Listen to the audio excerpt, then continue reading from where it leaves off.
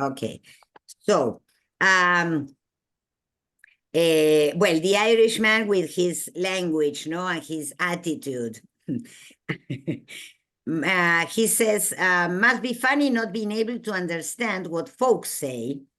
They say we over there when they mean yes. A guy told me we. It's funny, no? They say we when they mean yes. No, this is funny.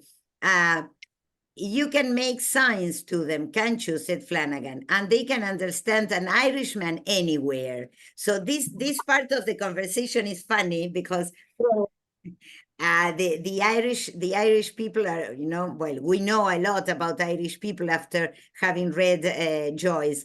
But he feels that they can understand an Irishman anywhere, which is so funny. Well,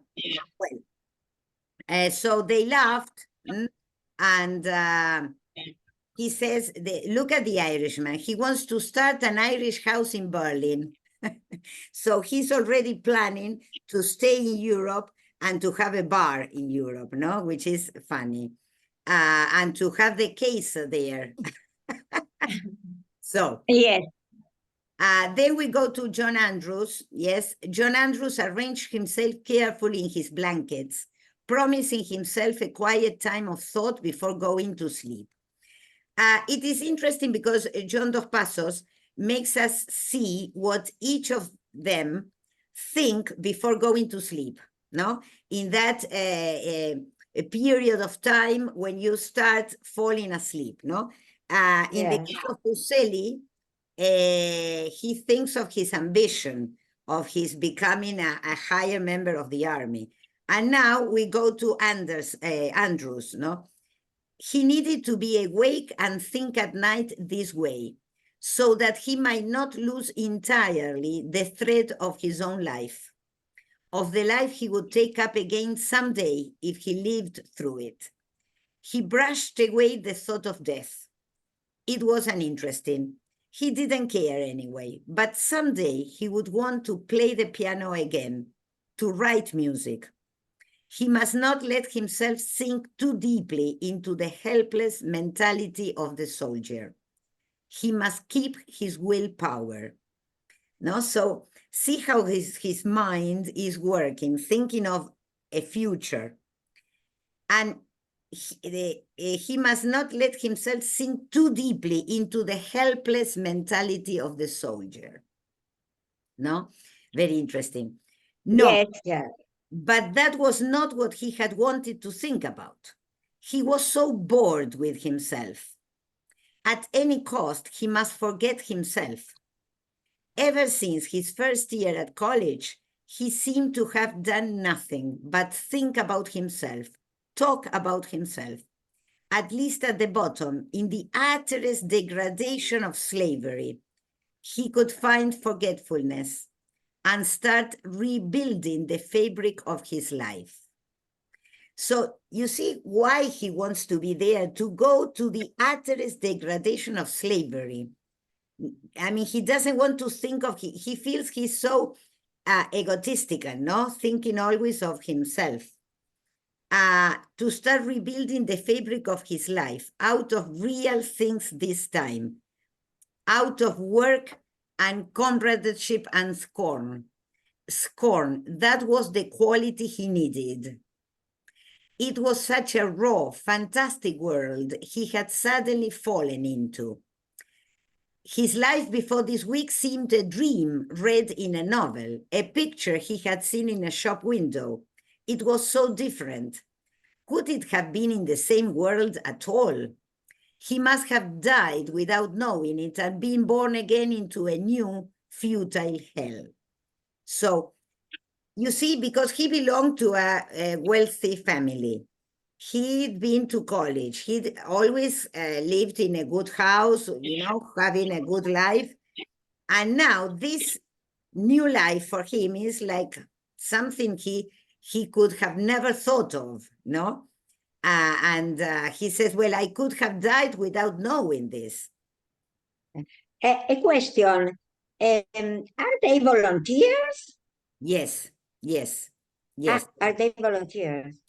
They enrolled. They enrolled because they want. They wanted to. Yes. Mm. And Yes, I think so, but I'm not sure. yes, But and well, it's interesting, no? The different reason because everyone decided to go to the yes, for different to the reasons. war. And that's why I said that Andrews is the most interesting character because he Yes, decided because to go to have a new experience, to be able to think of something different and not of himself all the time, no? So he is, I mean, he wants to be, he wants to feel like a slave because his life before had been completely different.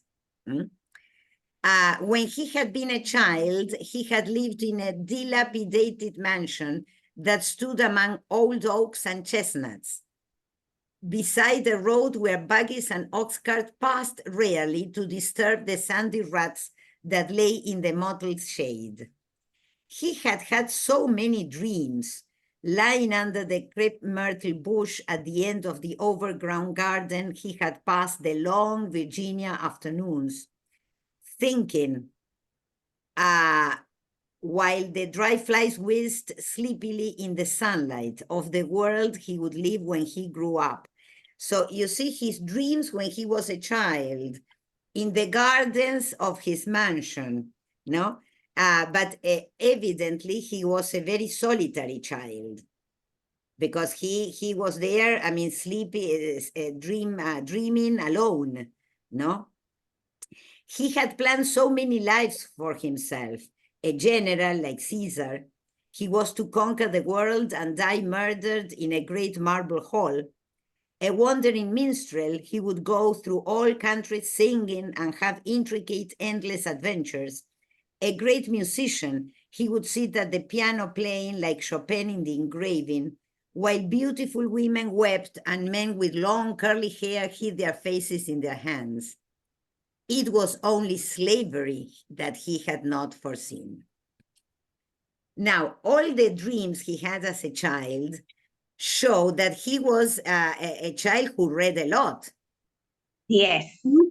No, because he dreamt of being Caesar, of being a minstrel, I know of being Of Chopin. of Yes. Chopin. So he was not any child. No, he was a child who read a lot, who lived, I mean, a kind of a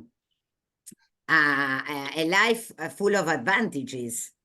He was Yes, alone, but it's a kind of a slavery to the next phrase explain this, no? claro, it was only slavery. His race had dominated for too many centuries for exactly. His race had dominated for too many centuries. Yes.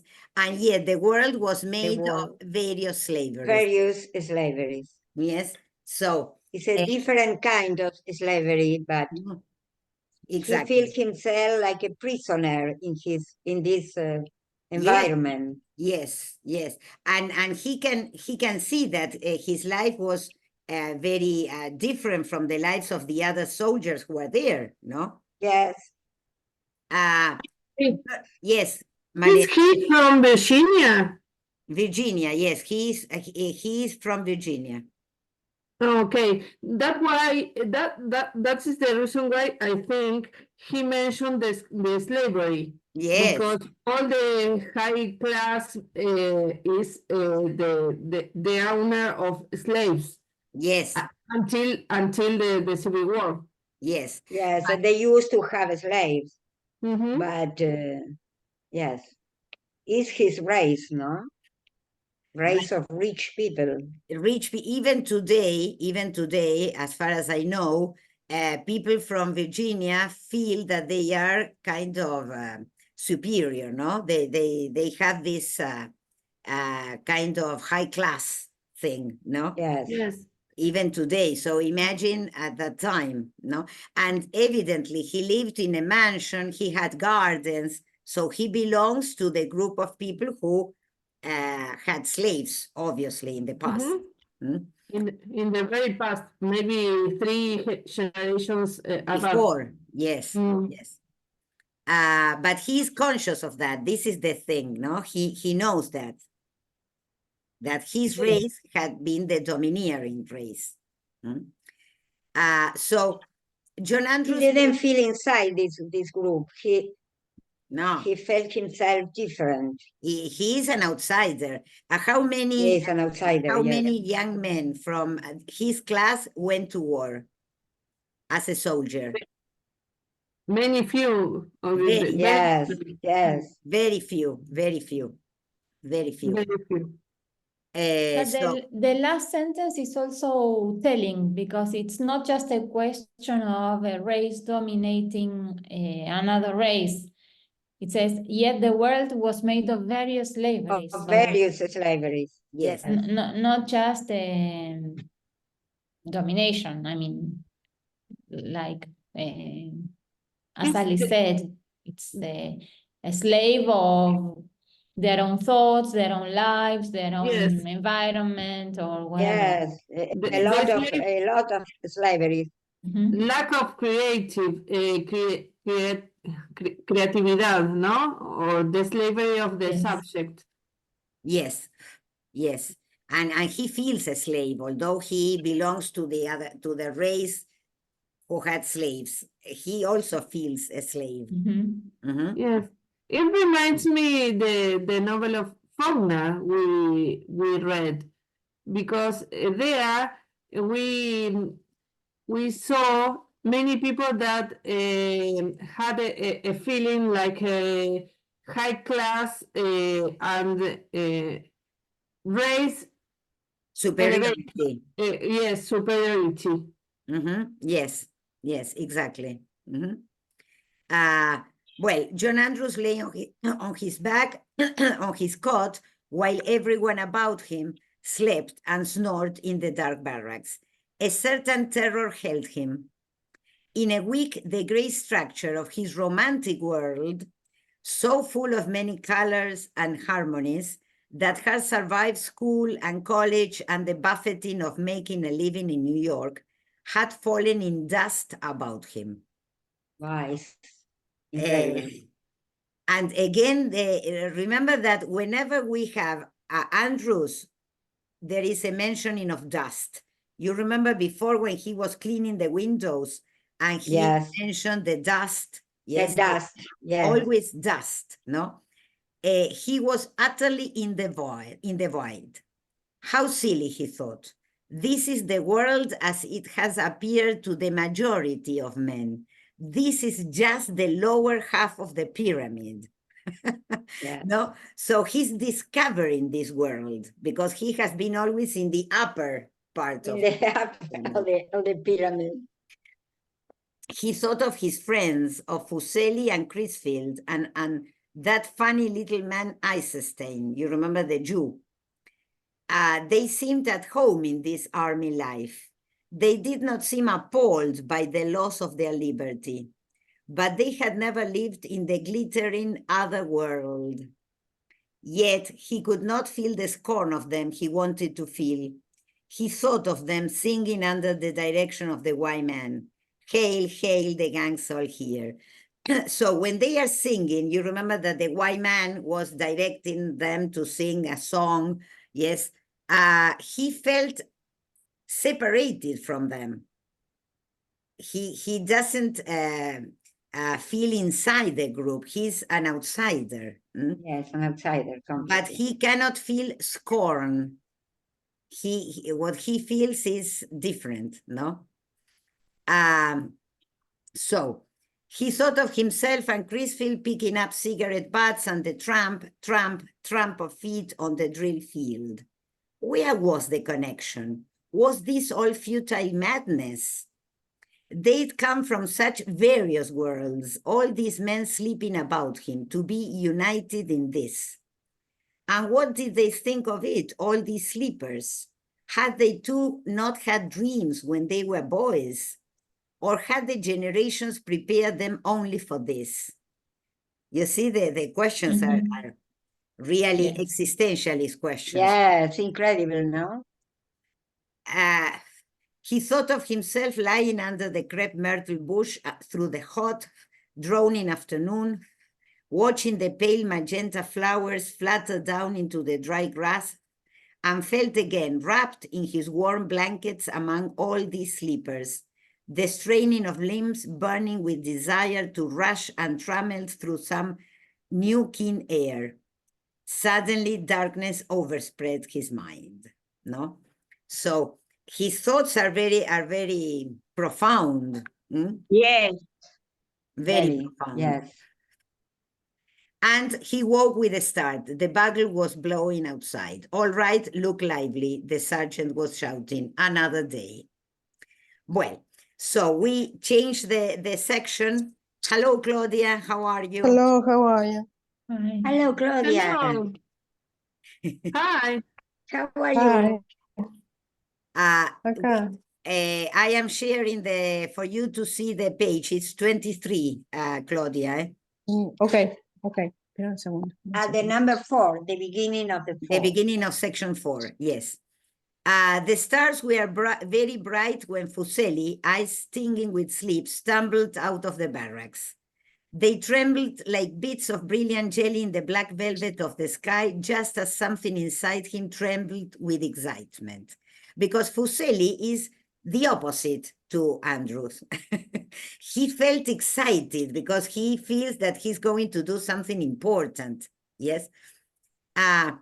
Anybody know where the electricity turns on? Asked the sergeant in a good-humored voice. Here it is. So he turns on the lights. All right, line up, men. Eyes looked curiously at Fuseli as he lined up with the rest. He had been transferred into the company the night before. So Fuseli had been transferred. You remember he wanted to be transferred because he wants to get a higher post, no? This is funny how they imitate the sergeant's accent. Attention, attention. Well, and they start giving their names, no? They have to say who they are. And the sergeant tells them, well, I guess I can tell you now, fellas, said the sergeant with his air of quiet omniscience, when he had called the last name. We are going overseas. Everybody cheered. Yes, they have been waiting for this, to go to Europe, finally. Shut up, you don't want the Hans to hear us, do you? The company laughed, and there was a broad grin on the sergeant's round face. Seemed to have a pretty decent top kicker, whispered Fuseli to the man next to him. You bet you, kid, he's a peach. So they are talking about the sergeant, and the man says he's a peach. No, he's very good. This is some company, I can tell you that. You bet it is, said the next man along, the corporals in the Red Sox outfield. So they are happy to be in this company, no? Because they are going to fight finally. Or this is what they think. Fuseli's ears pounded with strange excitement. These phrases, entrainment, order of march, had a business-like sound. He suddenly started to wonder how it would feel to be under fire. Memories of movies flickered in his mind. And this is another characteristic of Fuseli. He always remembers the movies and, of course, war movies, no? And he imagined he was one of the soldiers who fights and saves the lives of others, etc., no? He's full of movies. Well, remember where he comes from, no? Precisely. Yes. So his life is full of movies and images. God, ain't I? Sorry? San Francisco? San Francisco, yes. Yes, near Los Angeles, Hollywood is near. Yes. So they are happy because they are going overseas. And here they speak about the sergeant. They say that the sergeant is very good. The company laughed again. Fuseli noticed with displeasure that the tall man with the shrill voice, whose name had been called first on the roll, did not laugh, but spat disgustedly out of the corner of his mouth. And why have I marked this? because Fuseli always criticized the other soldiers who were disrespectful, no? He thought that that they had to be, you know, that they had to do what the sergeant says, and that they, he's very critical of those who were not like him, let's say. He was like the good student at school, no? Looking with... He's looking for promotion. Yes, yes. He wants to be promoted. So, and look at his thought. Well, there are bad eggs in every good bunch. There are bad eggs in every good bunch. Well, well, hell, we are not going this day. Why? Asked somebody savagely. Troops always leaves at night. The hell they do. Here comes Sarge. Everybody craned their necks in the direction pointed out. The sergeant strolled up with a mysterious smile on his face. Put away your overcoats and get out your mess kits. So they are going to eat there. They are not going to leave that day. Everybody began to get tired and peevish. Fuseli wondered where his old friends of the other company were. They were good kids too, Chris and that educated fellow, Andrews. Tough luck they couldn't have come along. So apparently Fuseli now is going with this company and he's going to be without the other two. They are going to be separated. What you want to bet we won't leave this camp for a week yet, asked someone. At noon they lined up for mess again, ate dismally and hurriedly. As Fuseli was leaving the mess hall, tapping a tattoo on his kit with 2 dirty fingernails, the corporal spoke to him in a low voice. Be sure to wash your kit, buddy. We may have pack inspection. So he knows that he has to be clean because they are going to have inspection. The corporal was a slim, yellow-faced man with a wrinkled skin. Though he was still young, and an arrow-shaped mouth that opened and shut like the paper mouths children make. All right, Corporal, Fuseli answered cheerfully. He wanted to make a good impression. Again. Fellers will saying, all right, Corporal, to me soon, he thought. So he's enthusiastic because he thought that he's going to be a corporal. An idea that he repelled came into his mind. The corporal didn't look strong. He wouldn't last long overseas. And he pictured May writing Corporal Dan Fuseli. So you see, he thought that his girlfriend will write to him Corporal Dan Fuseli. You know, Fuseli is a funny character because of his innocence. He felt that he will be promoted and that his girlfriend will write to him, yes, and that she will, yes. Maybe he represents a new class, a new social class, no? Yes. Class who want to improve. Yes, exactly. No, it's not the case of the Chris. Chris is different. Chris is different, but he's in the middle. No, he wants to improve their life to. Yes, and you remember that he said before that when he was in San Francisco and he looked at the ships, he thought that one day he would be traveling in one of those expensive boats. Yes. No? So he had certain aspirations for his future, no? Yes. And this is also shown here. So then when they started preparing their retreat sounded, yes, and Fuseli's mind had suddenly become very active. The notes of the bugle and of the band playing the Star-Spangled Banner sifted into his consciousness through a dream of what it would be like over there. This is the anthem. Este es el himno, ¿sí? The Star-Spangled Banner, el himno de Norteamérica.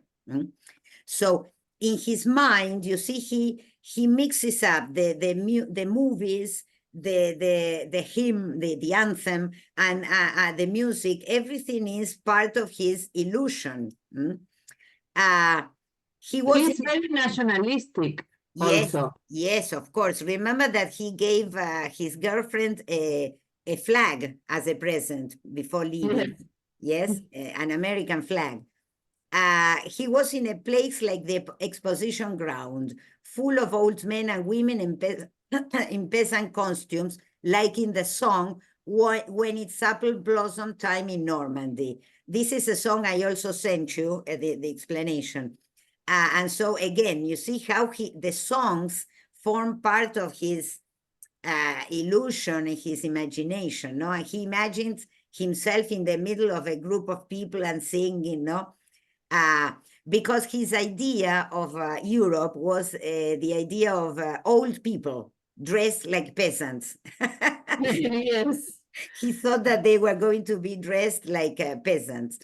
Men in spiked helmets who looked like firemen kept charging through like the Ku Klux Klan in the movies. You see, again, the movies, jumping from their horses and setting fire to buildings where with strange outlandish gestures, spitting babies on their long swords. Those were the Huns. So he imagined the Germans like, you know, like los unos. Los unos, ¿sí? Y escupiendo bebés. Una cosa terrible. Then there were flags blowing very hard in the wind and the sound of a band. Again, no, the band. His dreams are all connected with movies and Yes. It seems like a movie. Yes, he imagines himself a character in the movie, no? The Yanks were coming. Everything was lost in a scene from a movie in which khaki-clad regiments marched fast across the scene. The memory of the shouting that always accompanied it drowned out the picture.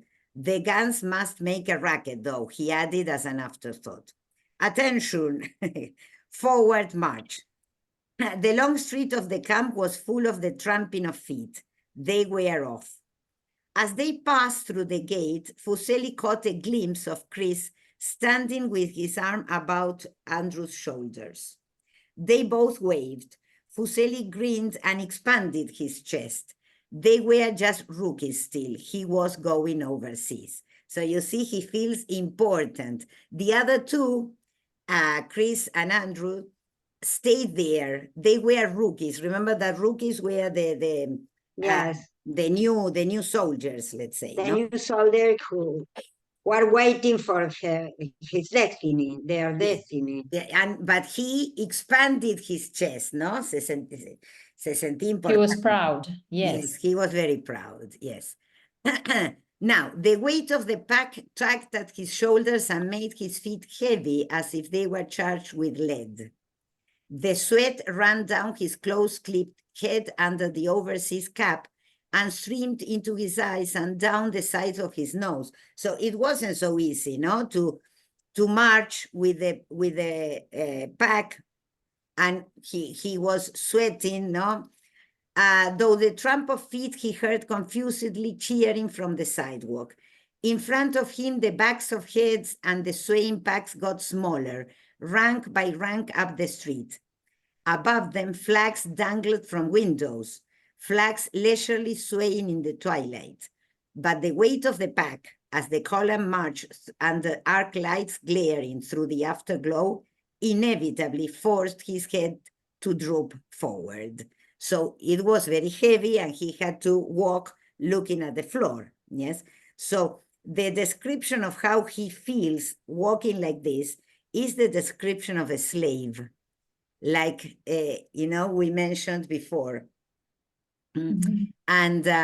And he is only a little part of a whole, no? Because at the end of this paragraph, but gradually he forgot everything about but the pack tugging at his shoulders, weighing down his thighs and ankles and feet, and the monotonous rhythm of his feet striking the pavement, and of the other feet in front of him, behind him, beside him, crunching. So you see, he, instead of being an individual, feeling so important and so happy, no?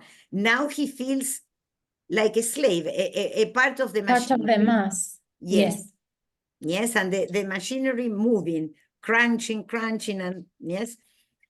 Well, Yes, and the picture also of the flags above, the waving, flags, like Yeah. like the country getting, I mean, making them slaves. There's very interesting. You're right. Yes, the flags on top of them. Yes. like putting pressure on them. Yes. Yes, you're right. Yes, this is a very strong image in Dos Passos, no? This idea that there is oppression on these people. Yes, that's what I meant. Yes. Yes. And Dos Passos makes us feel the oppression all the time, no? Yes. And the monotony of the repetition, yes. Yes. Well, they are finally on the train. I was thinking in the film of Charlie Chaplin, Modern Times. Yes, exactly. No? Exactly. It was a topic for this time, no? Maybe. Yes. With the machines and the people working in the monotony of the monotony, yes. The feeling that they are... It's a kind of a new slavery, no? Exactly, yes. And I think that's why we make the connection with Andrews when he spoke of various slaveries, no? Different slaveries. Well, the train, smelled of new uniforms on which the sweat had dried. And of the smoke... Sorry. Yes. But all the same, if he felt a slave before in his mansion, he chose another type of slave. Yes, Andrew. He chose another type of slavery because he did realize that this was also slavery, and he chose it all the same. Yes, he did it on purpose because he wants to this is what he says, he wants to think of something different from himself. He doesn't want to think of himself all the time. Yes, because... But he will. He will. Yes. Most probably. Yes, yes. When you read the end, you will see. Yes, but he doesn't want to feel so individualistic. And that's why he joins the army, like a soldier. Yes, but he also realized that he didn't fit before. Yes. And he doesn't fit here. Yes, exactly. He doesn't fit here and he didn't fit before either. Yes. So he was not looking for a place to fit. He didn't want to find some belonging somewhere. Well, I don't know, probably he wants, but he's an intellectual, and that's why that is the problem, no? As an intellectual, it is clear. That's the problem, yes. He's not so simple as Fuseli or Chris. He thinks a lot, and that's a problem. Yes. Probably, yes, we can see Dos Passos in Andrews, yes? Yes, maybe.